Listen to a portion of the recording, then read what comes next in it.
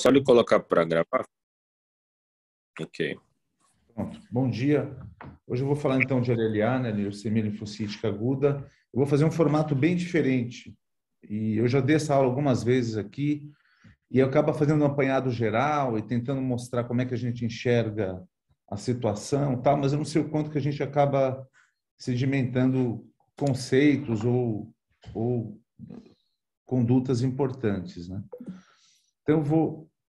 Ixi, agora não passa? Passou. Eu vou fazer uma primeira parte da aula, que vai ser a classificação da RU, que acabou de sair. Vou falar o que apareceu no IRRA, não vou falar tudo, vou falar só de tratamento de primeira linha, mas só para mostrar em que pé que a gente está nessa situação toda.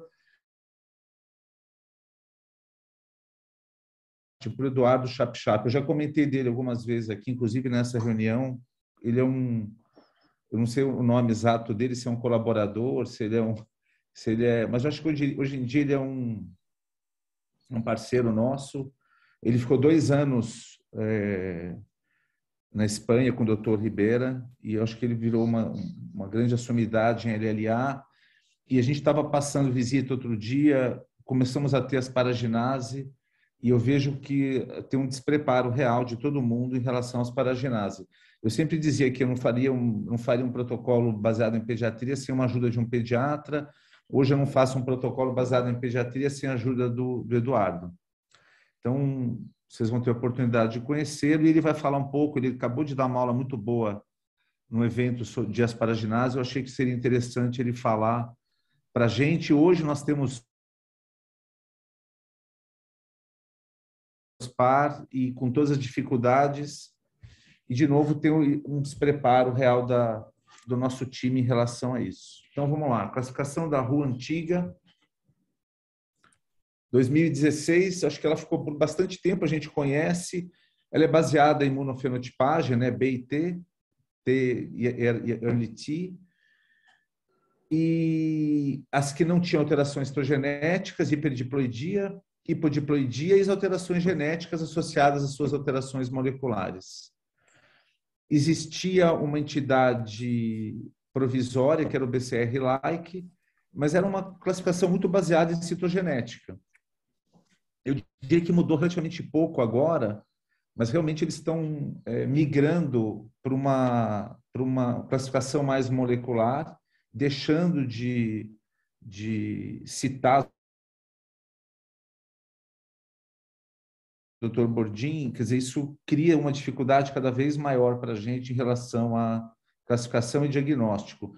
E quando a gente vê a nova classificação, está aberta para todo mundo, acho que todo mundo já deu uma olhada nas suas áreas, realmente LMA, pelo menos, e mesmo os linfomas estão cada vez mais difíceis de ser realizado pela necessidade, então, de testes moleculares novos, né? E até eles colocam, diante dessa situação, que a gente teria um critério essencial, que é o mínimo que se precisa, né, para se definir um diagnóstico. E, obviamente, que o critério molecular ele é inevitavelmente incluído em algumas entidades. E daí ele cita os critérios desejáveis, que realmente aplica técnicas avançadas, e que vai desde sequenciamento de próxima geração e citometrias mais avançadas, que eles já abrem a discussão de que, obviamente, nem todo mundo vai ter condição, mas que seria o desejável, aquilo que a gente deveria almejar, né? Dei aqui uma tabela bem sucinta dessa própria desse próprio artigo que eu comentei agora da RU, onde ele mostra aqui a quinta edição e aqui a classificação da quarta edição antiga. Ele chama de RU AM5, né, por ser a quinta edição.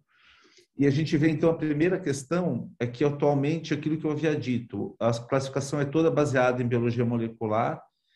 Eles eliminaram as alterações citogenéticas associadas às fusões, deleções, etc. Então, não que elas não estejam presentes, e a gente acaba fazendo o diagnóstico a partir disso. mas que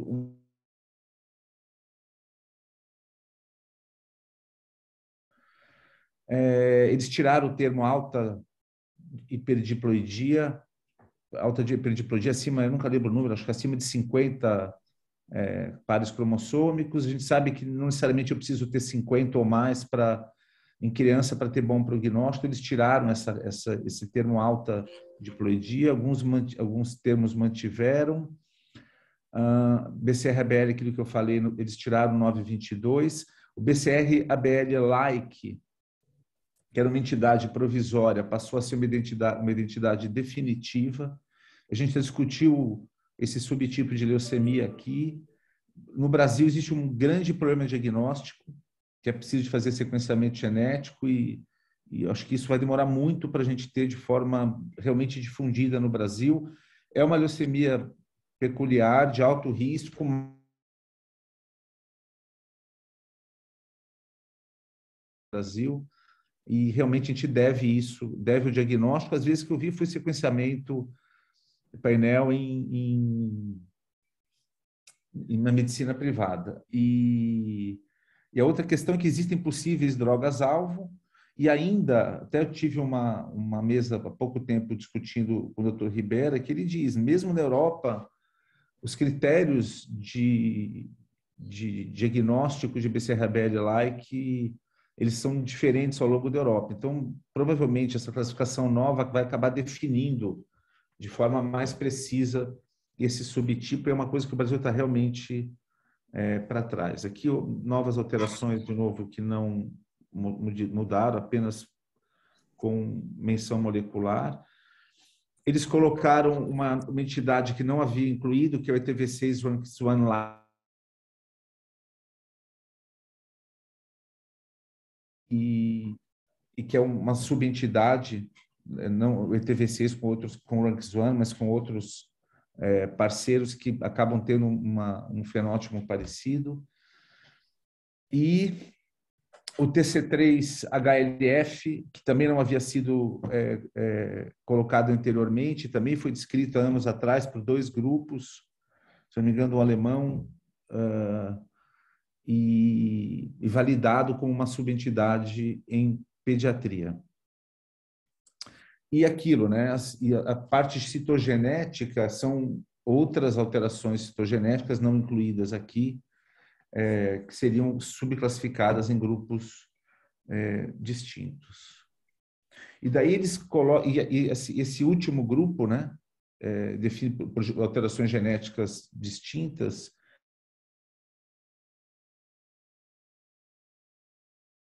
e grupos de doenças mais agressivas, então DUX, o MF, o ZNF, etc. E, de novo, mostrando a dificuldade. Eu acho que hoje a gente não está preparado para fazer diagnóstico dessas subcategorias.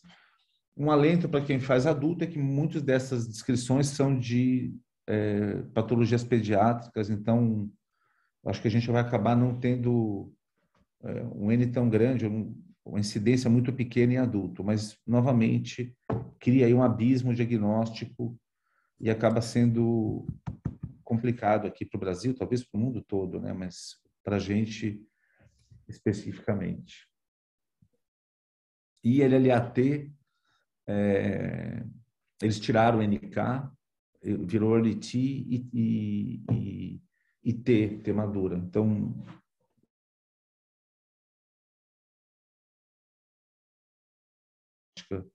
nas LLATs.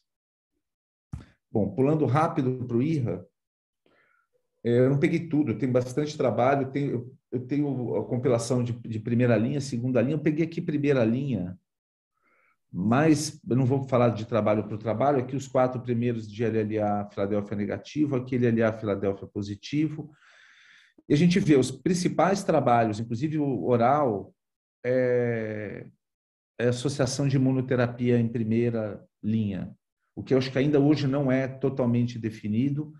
A gente usa ino e blina para DRM, blina e recidiva, e ino para recidiva, mas cada vez mais trials vão aparecendo, incorporando essas drogas em primeira linha. Então, a gente vê aqui em todos, tanto no Rovon como em MD Anderson,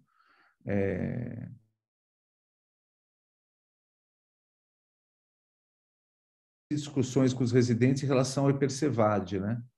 E na falta de insumo, não temos PEG, vamos migrar para o Ipercevade, mas aqui é importante frisar novamente, quer dizer, o M. Johnson usa esse esquema associado a uma série de penduricalhos, uma série de imunoterapia. Então, ninguém usa Ipercevade no M. Anderson, todo mundo usa R-Ipercevade nas Bs, associado a Blina, Ino e nas Filadélfia, Ponatinib. E hoje eles já não usam mais Ipercevade nas Filadélfias. Então, é aquilo, a gente hoje usar Ipercevade é um tratamento de 30 anos, 25 anos atrás. Eu não vou dizer que ele tem que ser descartado totalmente. Eu sei que Brasil afora ainda é muito utilizado, mas acho que a gente tem que fazer uma força de... que foram as aulas que eu dei anteriormente aqui, tentando mostrar isso nos protocolos baseados em pediatria. Aqui em Filadélfia, então, o M. Johnson ele já postula que é possível tratar a Filadélfia com Blina e Pona em primeira linha. Os resultados são muito bons, o follow-up ainda pequeno. A gente já discutiu isso muito em grupo de discussão de LLA, inclusive com o Eduardo Chap. E não sei se a gente vai migrar para imunoterapia e ETK de última geração, mas talvez por muito pouca quimioterapia associada a um ITK e estratificar os pacientes elegíveis a transplante de acordo com risco genético, molecular e, obviamente, DRM. O M. Johnson ele postula que é possível não transplantar nunca esses pacientes. O De Alba já é diferente, o grupo italiano, que usa ITK com imatinib nesse protocolo do GIMEMA.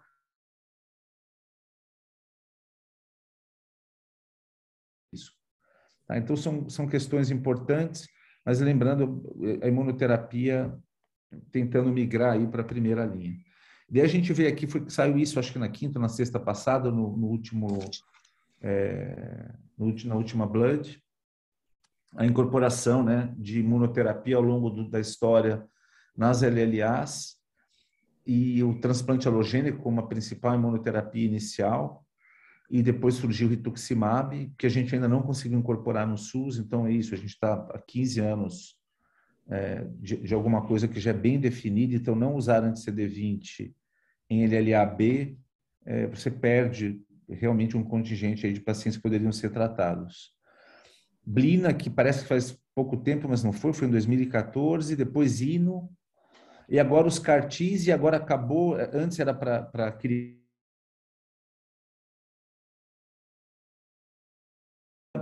nesse fascículo aqui da Blood, mostrando o CAR-T da Kite para pacientes adultos acima de 18 anos. Então, é aquilo, eu não estou dizendo que sem isso é impossível tratar LLA, mas a gente cada vez vai ficar mais difícil, mais caro e menos efetivo se a gente não tiver, pelo menos com uma forma de uso racional, as imunoterápicos na LLA. E daí, pulando para o PEG-ALSPAR, né, e para protocolo pediátrico, eu já falei um pouquinho mal do Ipercevade, sem querer falar mal, mas teve 2 trabalhos importantes orais em primeira linha para LLA agora no IRA. O primeiro foi do M. Johnson para Filadélfia, com Pona e Blina, e esse segundo foi um estudo italiano que foi apresentado Programa Nacional de Utilização de PEG-ALSPAR no tratamento da LLA. E aqui a gente poderia ficar discutindo muito esse protocolo. Eu não vou entrar em detalhes, obviamente, do desenho do protocolo, mas são protocolos para adultos baseados em pediatria, que é o que a gente está utilizando na escola. Existem vários, cada um tem sua vantagem e desvantagem.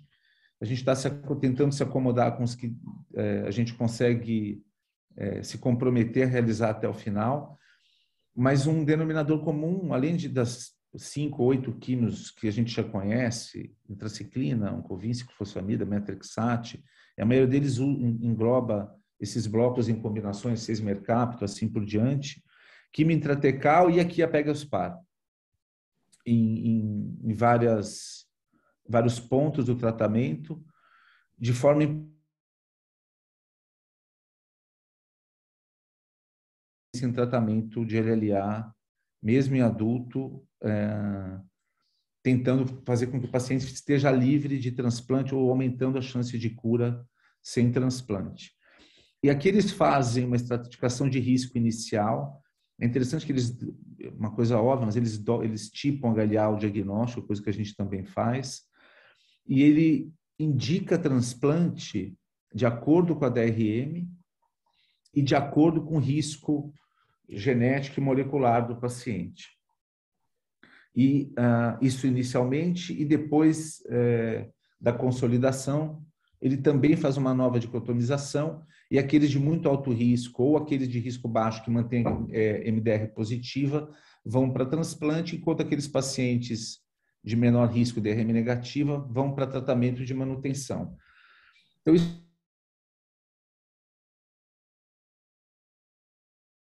imunoterapia. Então, eu volto a dizer, eu não estou falando que a gente tem que usar imunoterapia em primeira linha, existe uma tendência, obviamente a gente vai esperar estudos, mas isso aqui é bem próximo do que a gente pode fazer, né, sem ficar almejando, eu quero Blina e Hino logo no começo. O próprio Bassan apresentou no último IRA anterior o protocolo deles com blinatumomab em primeira linha, mas o protocolo nacional de químio baseado em pediatria, de novo, é bem próximo que a gente pode fazer aqui. Aqui só para mostrar a estratificação de risco, não vou entrar em detalhes. Aqui é o que aconteceu com os pacientes, é interessante, eles estratificam então para halogênico e para quimioterapia, e houve um problema nesse estudo, né, em relação, por ser multicêntrico, ele até discute um pouco, não iria para transplante. Então, você consegue poupar o transplante em 50% dos pacientes, e dos que deveriam ir, 50% acabou não indo por uma série de razões específicas, muitas vezes, dos centros que os pacientes estavam sendo tratados. Então, houve um problema aí, inclusive, para interpretar os dados, porque um contingente grande que deveria ter ido não foi. Acho que na escola a gente faz o contrário, a gente acaba mandando muito mais pacientes do que eventualmente deveriam ir por uma questão de insumo, e os pacientes chegam também com diagnóstico avançado, já chegam em alto risco, mas é só para mostrar que existe uma possibilidade de poupar transplante. A grande pergunta é se eu associar imunoterapia em primeira linha, eu consigo eliminar o transplante, mas acho que isso é uma resposta ainda não alcançada, né?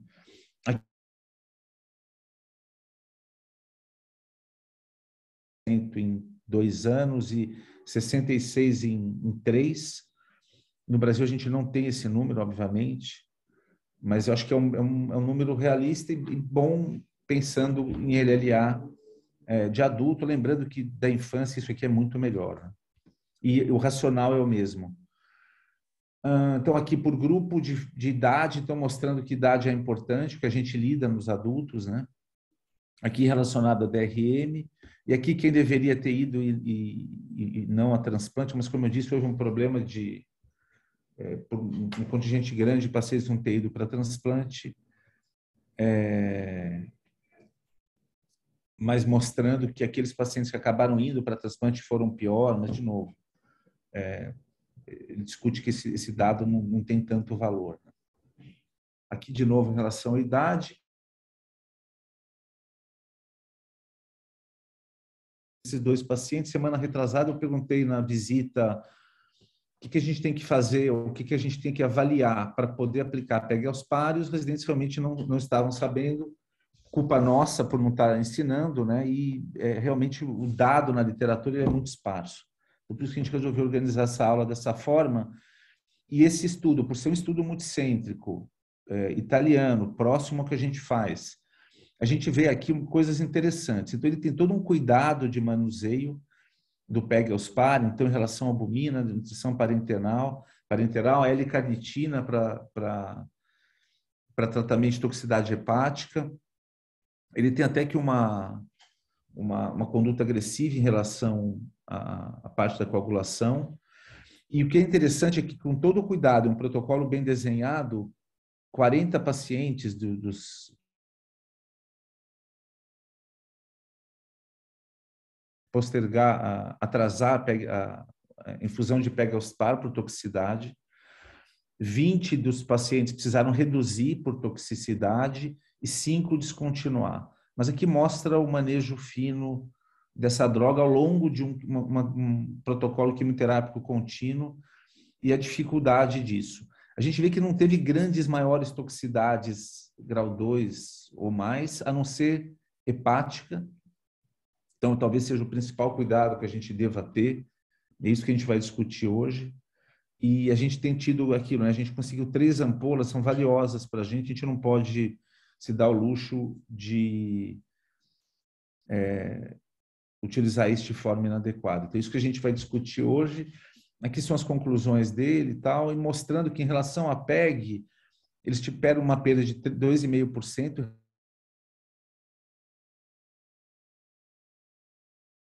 de toxicidade hepática de 12%. As outras toxicidades foram relativamente bem toleradas. Existe uma tabela de redução de dose, onde leva em conta uma série de questões. Isso é importante a gente ter o domínio, pelo menos saber que existe a necessidade de redução, e toda visita a gente discute isso. A visita de sexta, ficamos discutindo em relação à dose, até quando reduzir. E aqui o que eles propõem prospectivamente nos próximos trials da Itália é, obviamente, dosar quando possível, né? Medir a atividade da Pegospar. A gente tem um centro no Sul que faz isso, mas não é uma realidade no Brasil. E a redução na tentativa de diminuição de toxicidade em grupos especiais. Então, acho que era isso que eu tinha para falar de introdução. De entrar. Então, eu volto a dizer, o Eduardo Chapchap, ele é médico hoje do Einstein. Ficou 2 anos... Você está por aí, Chap? Oi, bom dia, tudo bem? Sim, estou aqui. Ele ficou 2 anos na Espanha com o doutor...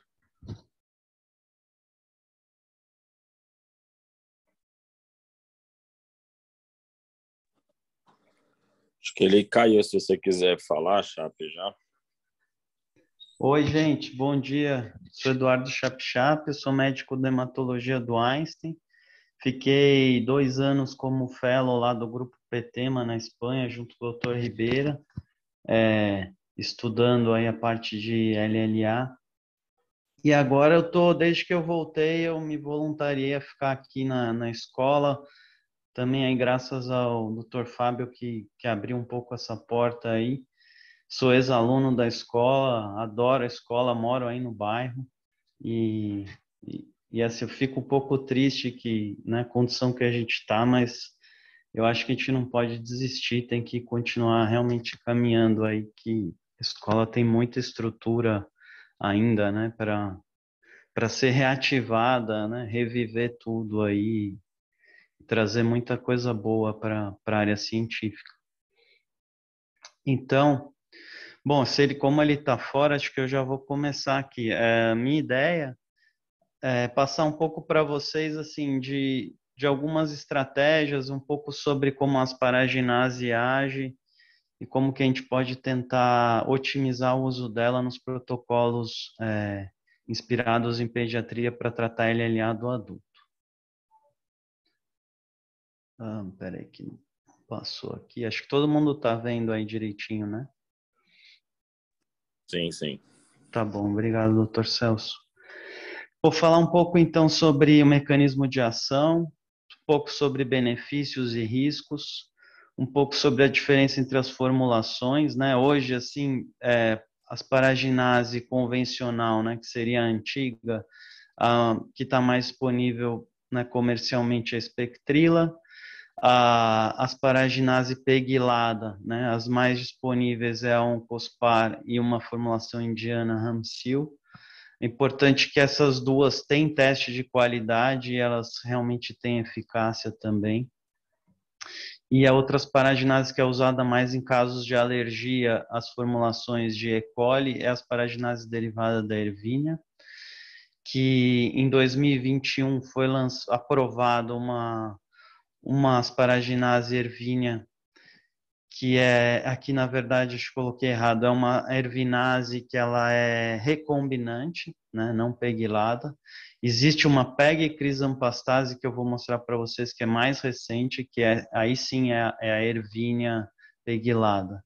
Vou falar um pouco das doses, né, quantas doses, como ajustar, um pouco sobre a atividade das asparaginase do sistema nervoso, um pouco sobre algumas toxicidades e como a gente poderia manejar elas e perspectivas futuras.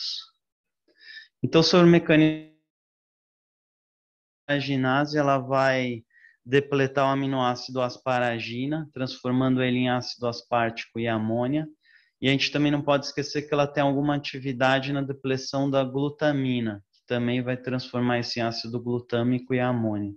Isso vai levar a célula tumoral, né, o linfoblasto, a uma situação como se fosse de starving, né? Ele não vai conseguir ressintetizar esse aminoácido e vai acabar que a síntese proteica nesse linfoblasto vai ficar inibida, né? E nas células em geral não linfoblásticas, nossa célula em geral tem capacidade de reverter isso, mas em algumas situações a nossa célula também acaba sofrendo. Aqui um pouco sobre como essa droga se distribui, né? Então, mostrando aqui em 2 horas, 7, 13, 19 horas, né? Que rapidamente a asparaginase vai se distribuir, especialmente em fígado, baço, né? Medula óssea, né? Uma distribuição aí bem rápida, que é onde os principais órgãos onde ela vai depletar a asparagina. E dependendo da dose, você também vai conseguir depletar a asparagina no sistema nervoso central e também é capaz de depletar no intestículo, né? Que seriam 2 santuários aí que a gente sempre fica preocupado em LLA.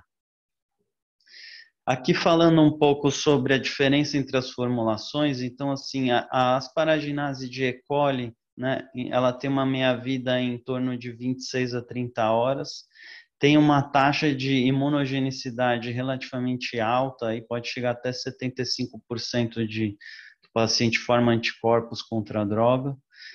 Comparando com a PEG asparaginase, a PEG tem uma meia-vida bem maior, de 5 a 7 dias, e com uma taxa de formação de anticorpos muito menor. E a ervinase tem uma meia-vida menor ainda, e com uma imunogenicidade melhor do que a da E. coli, mas ainda superior à da PEG asparaginase. Essas são as doses, assim, tradicionalmente aí consideradas equivalentes de asparaginase. Então, da E. coli, né? Então, se eu quero depletar aproximadamente por uma semana, né? Se eu uso essa dose 3 vezes por semana, eu consigo praticamente depletar asparagina uma semana inteira. Se eu uso uma dose aproximada de PEG-aspara entre 2 e 2.500, eu consigo depletar em 4 semanas, é um pouco de exagero, mas tem bastante dado de que até 3 semanas você consegue depletar a asparaginase. E com a ervínia, por ter uma meia-vida menor, obrigatoriamente eu acabo tendo que fazer a dose também 3 vezes por semana, né? E aqui falando um pouco de diferença da via de administração, isso pode mudar um pouco a área sobre a curva. Se eu uso intramuscular, né, as asparaginases de curta ação, ou seja, a E. coli e a ervinase, eu posso mudar aqui minha área sobre a curva, que ela fica favorável aí para a formulação IM. Eu consigo uma duração, uma meia-vida, um tempo de depleção um pouco maior quando eu comparo com a EV. Com a EV eu consigo um pico rápido e depois ela cai mais rápido a depleção, quando comparado com a IM, que essa depressão se sustenta por um pouco mais de tempo. Aqui, basicamente, eu estou resumindo a mesma coisa que estava ali no outro slide. Vou falar um pouco que já tem estudos aí falando de dose de 1.000 unidades por metro quadrado, mais para frente. Isso aqui é um dado que o grupo NOFO trouxe, que é o grupo aí nórdico e tudo, que em torno aí que foi a proposta que eles fizeram, né, eles fazem um tratamento bem intensivo com asparaginase, praticamente contínua, na fase de continuação do tratamento, e eles chegam a usar aí 7, 8 doses de PEG-Aspar, né? E compararam com doses maiores também, ou seja, um tempo de depressão de 16 semanas, que seria mais ou menos 8 doses, comparando com um tempo de depressão de 30 semanas, que seria perto de 15 doses. Eu vou mostrar alguns dados mais para frente de que talvez aumentar tanto assim o número de doses não é tão necessário. E o grupo GEMAL mostrou mais ou menos essa mesma coisa, de que em torno de 7 a 8 doses parece ser o suficiente. Aqui só para a gente, né, um estudo brasileiro reforçando aquela crise grave que a gente teve da qualidade das paraginases. Então é muito importante não só saber que está usando as paraginases, mas saber de onde ela vem, se ela foi estudada, né, porque a gente tem muita diferença entre as formulações aí importadas e produzidas também no Brasil, sem tanto grande controle de qualidade.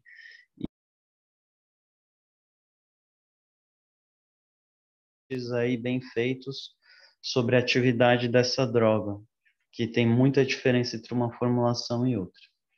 E aqui é um estudo grande do Dana-Farber, que a principal dose que eles usaram é de 2.500 unidades por metro quadrado na indução, e eles mostram que, assim, com essa dose, praticamente aí você tem 87% dos pacientes conseguiram manter um nível de depressão de asparagina acima da atividade mínima, né, com 3 semanas. Então, se eu estou trabalhando com essa dose em adultos, numa indução, eu tenho aproximadamente 3 semanas de depressão. Aqui eu queria trazer para vocês um dado com uma dose um pouco mais baixa, num protocolo inglês, só que ele, apesar de ter uma dose mais baixa de asparaginase, foi um protocolo que mostrou muita toxicidade, uma mortalidade na indução muito alta, chegando até 25%, né? E ele usou 1.000 unidades por metro quadrado, D4 e no D18, ou seja, com intervalo de 2 semanas. Eles propõem que a grande toxicidade desse protocolo foi o fato de usar doses altas de antracíclico e de uma sobreposição do efeito das drogas, ou seja, quando eu depleto a asparagina, eu também tenho inibição de síntese proteica as células normais, e isso impacta no metabolismo das outras drogas, especialmente antracíclico, outros quimioterápicos, e os pacientes se mantiveram aplasiados e tiveram milhões de intercorrências, com a mortalidade muito alta. E esse estudo traz um outro dado, que é a questão com 14 dias, 86% dos pacientes tinham uma depressão adequada de asparagina, então com doses de 1.000 unidades por metro quadrado. Então, se eu estou trabalhando com intervalos de 14 dias, também em adultos eu consigo usar essa dose, né? E eu tenho que tomar muito cuidado com o overlap com as outras drogas, né? Aqui, ó, cuidado com essa sobreposição, porque você pode estar potencializando outras drogas. E nenhum paciente desenvolveu anticorpos contra as paraginase, né? Aqui é um estudo também de um outro grupo, GEMAL, onde ele também comparou doses um pouco, vamos dizer, maiores aí de asparaginase com doses um pouco menores. São muitos pacientes, né? Você tem uma coorte de 2.000 unidades por metro quadrado e uma coorte com 1.000 unidades por metro quadrado. Houve um pouco de diferença, né, aqui, ó, da parte de sobrevida. A gente sabe que tem vários fatores aí envolvidos também, variáveis de confusão. Mas pelo estudo GEMAL aqui, talvez a dose de 2.000 fosse um pouco melhor do que a dose de 1.000, né? Porém, aqui eu acho que tem vários outros fatores de confusão que a gente tem que também considerar. Não acho que isso é 100% assim, de evidência, né, para a gente fazer sempre a dose de 1.000. Mas a gente tem que ter consciência de que se a gente fizer a dose, 100% de evidência de que a gente tem que fazer a dose de 2.000, né, por ter sido um pouco melhor. Eu acho que se a gente tiver em consciência de que com a dose de 1.000 a gente está depletando por 14 dias em vez de 21, com 2.000, a gente compensa aí no número de doses e na sequência do tratamento. E aqui as toxicidades que eles observaram, eu acho que em adultos, disparadamente as mais sérias são hepática e trombose. Eu vou falar disso aí um pouquinho mais para frente. Aqui é um pouco sobre o benefício da asparaginase, né? Então, você tem aí uma perda aí de em torno de 15%, mais ou menos, aí 10 a 15% de sobrevida se você não consegue manter a asparaginase no seu protocolo. Aqui são outros estudos comparando Ipercevade com protocolos BFM-like com asparaginase, mostrando também que foi inferior, um pouco diferente do que o próprio MD Anderson mostra. E aqui também a mesma coisa. E aqui também mais evidências aí de diminuição de recidiva, né? E do efeito também sistema nervoso central quando eu uso um protocolo que contém asparaginase comparado com protocolos que não contêm. E aqui mostrando a parte da reação alérgica e inativação silenciosa, que são duas preocupações que a gente tem com a asparaginase. Que a gente tem visto, né? Que com PEG e asparaginase, a nossa taxa de inativação silenciosa, né? E também a taxa de reações alérgicas, ela é muito inferior, especialmente em adultos, quando eu comparo com a E. coli convencional. E isso traz uma mudança aí de conceito, né? Que tradicionalmente não se indica pré-medicação em asparaginase. Por quê? Porque justamente você quer poder observar a reação alérgica para saber quais são os pacientes que estão em risco de inativar a droga, né? Mas esse ele mostrou que como a incidência com PEG e aspar, tanto de inativação quanto de reação alérgica é muito menor, você poderia, né, a gente poderia estar diante de uma situação que pré-medicar não seria algo proibido.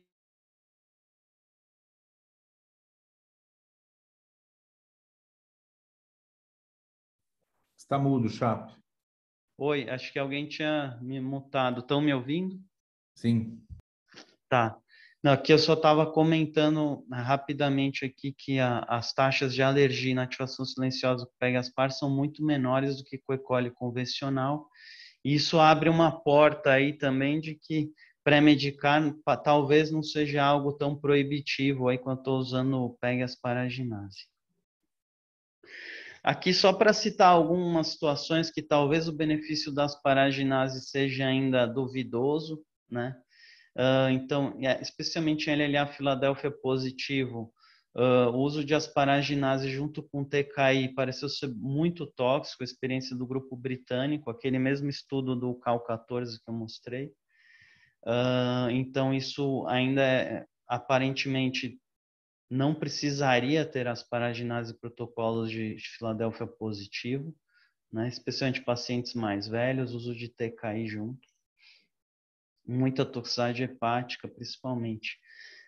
Pacientes que vão fazer um TMO precoce, né, com 3 ou 4 meses do início do tratamento, será que eu fizer, vamos dizer, 2, 3, 4 doses de asparaginase nessa fase, vai ter um impacto aí a longo prazo? Isso também não é claro na literatura, mas talvez sem asparaginase, lembrando que você não conseguiria, em alguns casos, negativar a DRM do paciente para ele ir para o TMO, né? Mas aqui entra um pouco a tal da janela que o Dr. Fábio colocou do Ipercevade. Talvez, né, não seja tão grave usar Ipercevade só para negativar um paciente, colocar ele em remissão, DRM negativa e transplantá-lo rapidamente, né? Mas se eu quiser tratar um paciente a longo prazo, claramente eu não tenho que seguir nesses protocolos. Para o paciente idoso também, né? A experiência do GEMAL é um pouco favorável de usar asparaginase em doses perto de 500 unidades por metro quadrado de PEG-ASPAR em idosos, mas outros protocolos mostraram que pode ter aumento de mortalidade. Então, o benefício aqui ainda não é muito claro. E claramente, se a gente não está usando um protocolo inspirado em pediatria, a gente também não sabe se eu colocar uma asparaginase junto, qual seria o impacto disso. Então, disparado, assim, as principais toxicidades em adulto, né, que a gente vai ter que ter mais atenção, acho que é a questão hepática, a questão da trombose, né? Um pouco aí da parte metabólica, aí, principalmente com corticoide junto, né? A questão da hiperglicemia. E aqui é um dado um pouco mais novo, que anteriormente ninguém se vigiava muito níveis de triglicérides em pacientes que estavam usando asparaginase, mas esse é um trabalho interessante do grupo Sanjude, onde ele correlaciona aí os níveis de triglicérides com o risco de osteonecrose, risco de trombose, e aqui de pancreatite ele não consegue significância, mas talvez tenha também aí alguma correlação com a questão da pancreatite. Então, além de tudo que a gente olha geralmente nas asparaginase, a gente vai ter que ficar olhando um pouco mais de perto a questão do triglicérides. Esses são os principais fatores de risco que a gente tem quando a gente usa asparaginase. Então, assim, a partir de uma dose básica de em torno de 2.000 unidades por metro quadrado, né? Dose teto de uma ampola, que é 3.750 unidades de PEG-Aspar, eu vou ter que olhar cada um desses fatores aqui, né? Então, aqui, se eu lembrar de síndrome metabólica, eu acho que eu já consigo englobar tudo isso daqui. O IMC, a esteatose, né? Um paciente que tem diabetes ou tem o colesterol muito alterado, especialmente com triglicérides muito alto, ele vai ser um paciente aqui que vai ter maior risco de toxicidade, especialmente a hepática. O Filadélfia positivo, com a questão do TKI que a gente já comentou. A albumina mais baixa, claramente associada com maior toxicidade. Tem um estudo que associou também com plaquetopenia. Isso é um fator ainda mais controverso, mas que eu acho que a gente já tem que dar um pouco mais de atenção, né? Porque o triglicérides muito alto é fator de risco tanto para esteatose hepática quanto para pancreatite. E o metabolismo dessas gorduras ele fica muito inibido no depósito de gordura bem acelerado durante o tratamento. E, claro, a gente também tem que ter muita atenção em sobrepor a PEG-Aspar, que tem uma meia-vida muito maior com essas drogas, né? Com a asparaginase convencional, isso não era tão preocupante, porque em poucos dias passava o efeito da droga. Aqui não, aqui eu vou ter um efeito de semanas. Então, eu tenho que olhar nas próximas 2, 3 semanas cada droga que vai entrar, as doses, porque eu posso estar expondo o paciente mais ou menos toxicidade. Isso que é um algoritmo sugerido, né? Assim, eu olho esses fatores de risco e tento propor reduções de dose. Então, eu parto de 2.000 e vou tentando propor reduções de acordo com os fatores de risco que a gente vai encontrando, né? E aqui, se eu tiver 3 ou mais, especialmente se são fatores, esses 2 primeiros, né? Eu acho que são os mais críticos aí para toxicidade. Para a idade, quando o paciente tem só a idade aumentada, talvez seja possível usar doses em torno de 500 unidades por metro quadrado. E acho que a gente tem que lembrar disso quando a gente vai ajustar a dose e analisar esse algoritmo, né? E aqui um pouco é uma grande revisão, né, que foi feita aí de vários estudos de asparaginase tentando dizer assim, então qual é a dose que eu preciso fazer, né, e por quanto tempo eu preciso depletar. Então, o que já está muito claro, que se eu depleto asparagina por menos de 10 semanas no meu protocolo, isso é ruim, tem aumento de recidiva. Então, qual é vamos dizer, menos que 10 semanas é ruim, né? E qual é o ideal, né? Aqui foi comparado longas depleções, ou seja, pacientes chegaram a receber aí até 16 doses de PEG-Aspar, e foi comparado também pacientes que fizeram doses mais altas que 2.000 a 2.500 unidades por metro quadrado. E quando compara, né, a cinza e a cinza escura e essa outra aqui também, preta com a outra, não tem grandes diferenças, né?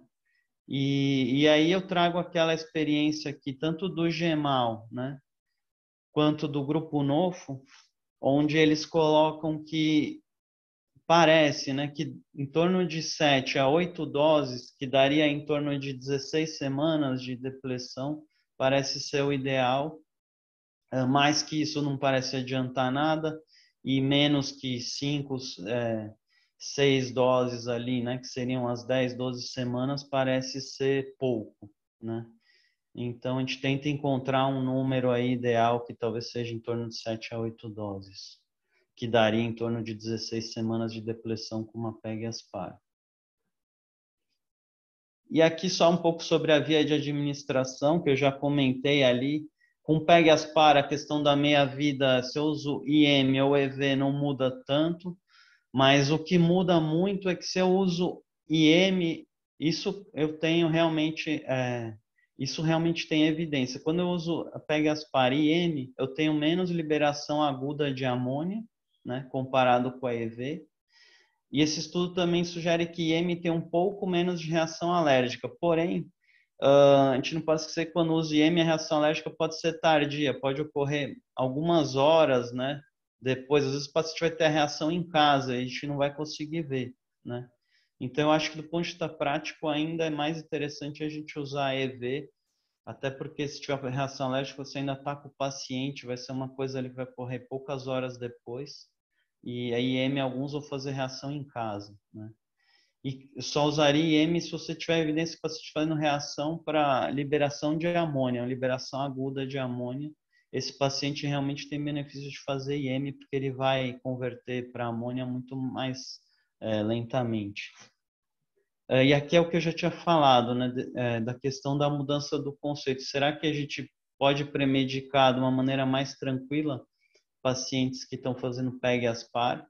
E esse estudo ele realmente mostra que pré-medicar foi, inclusive, custo efetivo. Ele teve menos casos que ele precisou converter para ervinase o tratamento e ele conseguiu manter nível terapêutico de depressão em praticamente a maioria dos casos aí, pré-medicando, mesmo como se ele estivesse mascarando aí a reação alérgica.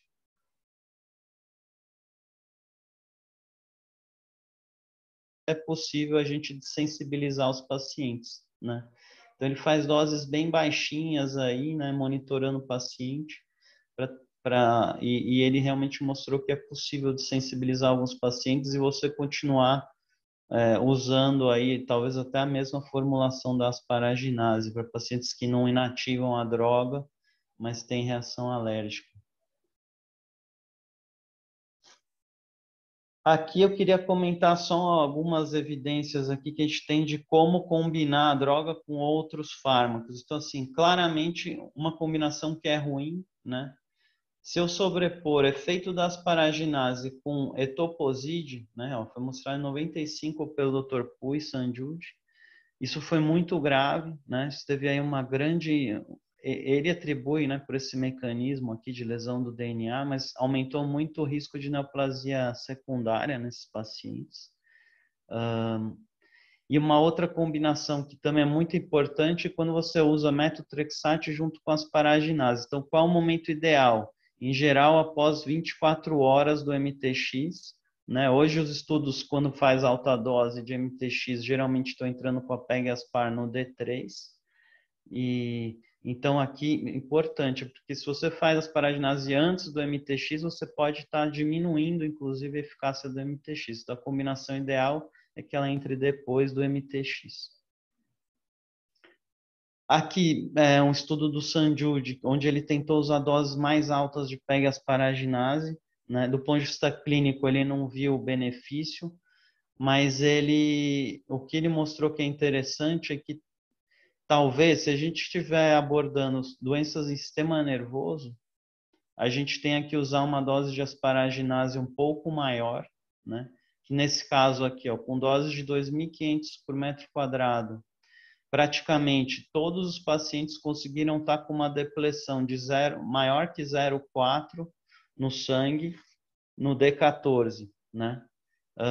Vocês lembram que a gente estava falando mais de depressões em nível de 0,1, né? De atividade de asparaginase, mas quando a gente está falando que a gente quer depletar em sistema nervoso, aí sim talvez seja uma situação que a gente tenha que monitorizar ou usar doses mais altas, porque a gente precisa ter no sangue esse nível de depressão para eu ter uma depressão confiável em sistema nervoso e eu ter alguma atividade dessa droga aí também nas células que estão infiltrando.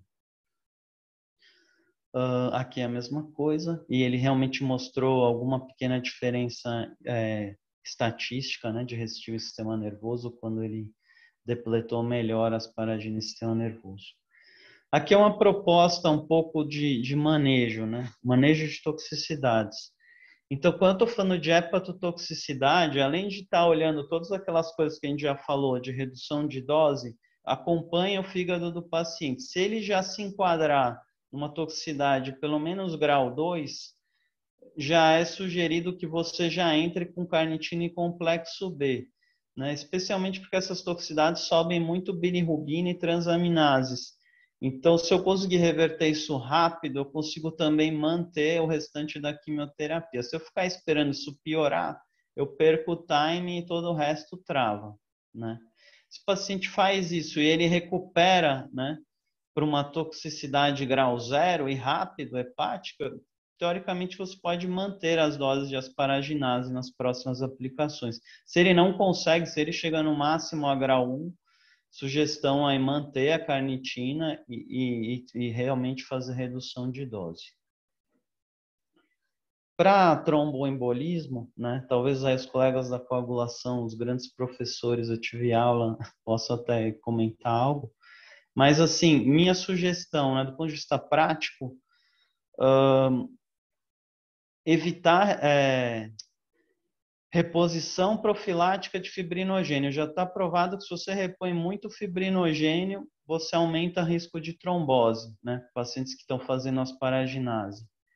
Outra situação complicada, se tem pacientes com infiltração no sistema nervoso, né? Grau 3, que fazem muitas intratecais, também dá documentado que se você faz isso junto com a asparaginase, você aumenta o risco de trombose do sistema nervoso. Então, esse paciente talvez seja melhor você postergar as suas asparaginase. Tenta limpar o sistema nervoso com as intratecais, depois você entra com a asparaginase um pouco mais adiante na indução. Fibrinogênio geralmente cai, né? Assim, níveis, a maioria dos protocolos propõe que você reponha se tiver menor que 50 e alguns protocolos pediátricos nem repõem profilático, eles repõem só se o paciente sangra. A minha sugestão é que se a gente mantém a plaqueta acima de 30 mil, você já diminui o risco de sangramento do paciente, mesmo que o fibrinogênio abaixe. E você consegue manter um anticoagulante profilático também com a plaqueta um pouco mais alta. E quando você junta essas duas coisas, de alguma maneira você consegue evitar um pouco a trombose e evitar o sangramento. Talvez seja a abordagem mais interessante.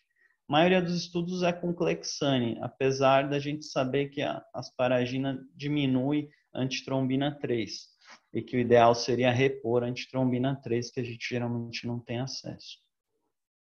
Talvez surjam estudos aí com anticoagulantes novos, né? Isso é algo que talvez seja interessante, porque eles não dependem tanto da antitrombina 3. Evitar todos os pacientes que eu vi com pique trombosaram, né? E as tromboses relativamente feias. Né? Que mais? E aqui um pouco da pancreatite, né? Acho que aqui é importante que com uma terapia de suporte, né? Que vem mostrando evidência em octreotide. Então, assim, se tiver um paciente que eu tenho alto risco de pancreatite, né, ou ele já teve, não foi uma pancreatite grave, né, não preenche aqui critérios de gravidade, eu estou tentando reexpor ele, o octreotide parece ser, tanto no tratamento quanto na prevenção, uma arma interessante para ajudar a gente. Bom, aqui é um pouco sobre quando monitorizar, né? Então, claramente, assim, se você tem inativação silenciosa ou hipersensibilidade, o ideal é monitorizar. Se eu quero trabalhar com o sistema nervoso, que a gente viu que a gente tem que depletar em nível de 0,4, o ideal é monitorizar. Se eu estou trabalhando com doses que são menores que 1.000 unidades por metro quadrado, ou intervalos maiores que 14 dias ou menores que 7, também o ideal é monitorizar, porque eu posso estar ou subtratando ou hipertratando esse paciente. Em geral, a monitorização é feita a cada 7 dias, né? Isso aqui é uma outra questão que tem um estudo que mostrou isso, porque a principal forma de eliminação das paraginas é pelo sistema macrofágico monocítico. você tem muita ativação de monócitos, pacientes com muita neutropenia febril, quadros desse tipo, eles podem consumir a asparaginase mais rápido. E aqui é um pouco sobre futuro, né? Então tem só citar, né? Assim, 2 estudos aí que estão combinando asparaginase com drogas que habitualmente não eram combinadas antes. Então, um é da pegicrisampastase, que é uma ervínia pegilada com venetoclax, aqui inclusive em LMA, estudo, e o outro estudo que combina asparaginase com ibrutinib, né? Parece 2 combinações que também parecem ter sinergismo aí. Aqui um pouco das conclusões. Então, basicamente, assim, acho que quando a gente está optando por um protocolo de adulto, a gente tem que tentar alcançar esse alvo de asparaginase para um paciente que não foi para o transplante. A questão da amônia que eu já comentei, que se eu tenho um paciente que ele está fazendo toxicidade na infusão por liberação de amônia, eu posso optar pela via intramuscular, que essa liberação de amônia vai ser mais lenta, em geral o paciente vai tolerar melhor. É a questão da hipersensibilidade e inativação silenciosa, né? São menos frequentes com a asparaginase, quer dizer, com a PEG-asparaginase, são menos frequentes em adulto. E alguns pacientes, em torno de metade aí dos pacientes, um pouquinho menos, você consegue reexpor ele a PEG-asparaginase, se ele não teve uma hipersensibilidade grave, usando pré-medicação. E aí você não precisaria migrar para a ervinase, que é outro desafio conseguir também. Questão do sistema nervoso, que a gente falou, e a questão da reexposição também aqui. E aqui a terapia de suporte. Então, acho que assim, coisas básicas como dieta, controle de triglicerídeos já entram desde o início, né? A questão da prevenção da trombose, acho que também. L-carnitina, você vai monitorizando o fígado e entra se ele chegar no grau 2, e o octreotide é uma arma especialmente para pacientes que estão fazendo pancreatite ou com risco de recorrência. E aqui cuidado com sobreposição com os outros fármacos, né? Porque a PEG-aspar tem uma meia-vida bem maior do que a asparaginase convencional. Bom, gente, eu acho que é isso. Eu queria agradecer aí a oportunidade, convite e de poder estar um pouco como voluntário aí na escola. Eu adoro a escola, espero em breve conseguir desenvolver algo aí da parte científica aí que eu estou batalhando. Obrigado. Obrigado, Chape. Alguém pergunta, considerações? Não, eu queria fazer um comentário, Fábio, em relação a... Peraí que está com algum problema. Eu acho que a gente teve uma mudança significativa. Primeiro, parabéns para vocês dois, acho que foi excelente a sua aula e esse bem nessa montagem aí com o Chape, foi super bom. Que bom que ele está com a gente, aí a gente que agradece pela sua ajuda aí ao Fábio na enfermaria, a gente tem certeza que está sendo super, super bom, né? E o comentário que, desde que trocou a SPDM, o pessoal tem participado, o Léo, a Embar, nas nossas reuniões de pré-transplante, e acho que é uma oportunidade para a gente conseguir mais insumos, porque, por exemplo, eles para a ginásio, eles compraram numa dessas solicitações, eles entenderam, né, que se chega melhor no transplante, a gente vai ter um desfecho melhor. Então, acho que se você quiser também pedir rituximab, acho que dá para a gente pensar um pouco mais alto aí, de tentar melhorar a assistência, o acesso aos insumos e com essa possível ajuda aí da SPDM, que eu pessoalmente estou otimista, espero que seja algo que vá se manter aí nos próximos tempos, mas tem sido bem gratificante. Eu acho que eles têm limitações que o hospital deve para todo mundo, tem tudo pagar à vista e tal, mas enquanto as coisas não se arrumarem, não vai ser tão fácil, mas tem sido bem melhor do que no passado. Aí uma comunicação boa, você vê que o pessoal entende, eles sabem o que eles estão fazendo, né? Então acho que a gente pode ser que consiga aí um pouco mais do que a gente conseguia no passado, né? Eu penso que a gente tem que ser assim, ir com parcimônia, porque é aquilo, o SPA para a gente é muito importante, mas a gente não tem atra. Se chegar uma poliomielocítica hoje, não tem atra no hospital. Daí, assim, me incomoda. Eu vou brigar por rituximab quando eu não tenho atra. Então, e assim, a gente acaba tendo esse balanço de não pegar muito pesado no começo e tentar organizar a longo, médio e longo prazo. Porque se eu tiver um estoque mínimo de Elspar, eu sei que eu vou poder induzir meus pacientes com uma tranquilidade. Conseguimos Elspar, vamos tentar rituximab, acho que tem que ser passo a passo. Mas assim, uma grata surpresa, porque até então a gente estava usando do Graac, sobra de ampola do Graac. E com essas 3 ampolas, você vê, a gente está distribuindo uma ampola para 3 pacientes. Então a gente otimiza ao máximo e consegue pelo menos manter o treinamento dos meninos, né, dos residentes, e o benefício para o paciente é o que você falou, o paciente chegar melhor no TMO, né? Acho que também é um comentário que você fez de talvez a gente indique mais transplante do que indicaria, né? Se estratificasse melhor o risco, eu acho que é fato, ainda que seja algo que a gente até sabe que é controverso no mundo todo, né? Então você vê esse pessoal da MD Anderson falando de não transplantar mais Filadélfia, ainda assim muita gente não, mesmo no serviço que tem possibilidade de usar, eles ainda estão. Então acho que é interessante. Certamente a gente poderia ter evitado um ou outro transplante, sem dúvida, né? Mas pelo menos acho que mais importante talvez seja não deixar de transplantar, né? Talvez realmente a gente esteja, porque a maioria dos adultos vai acabar precisando mesmo, né? No Brasil sim, mas eu acho que a gente tem que manter o conceito em termos de educação mesmo, de estratificar risco, tentar tratar da melhor forma possível, porque senão vira um país do hipersevade, mal feito. Sim, sem dúvida. Essa é a nossa briga, né?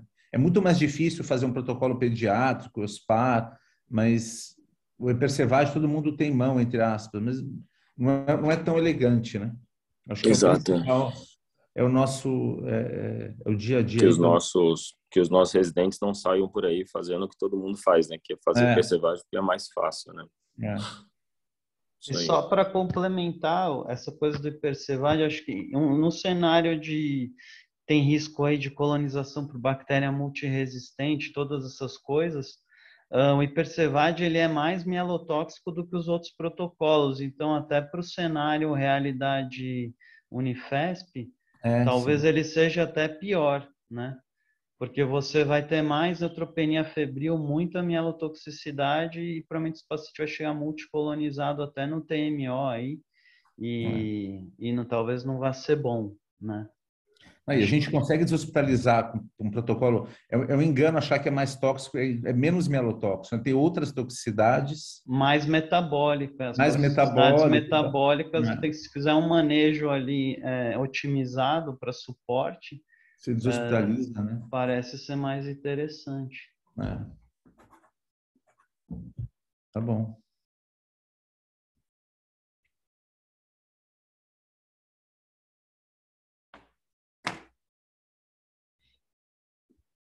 Então tá. Mais alguma coisa, pessoal?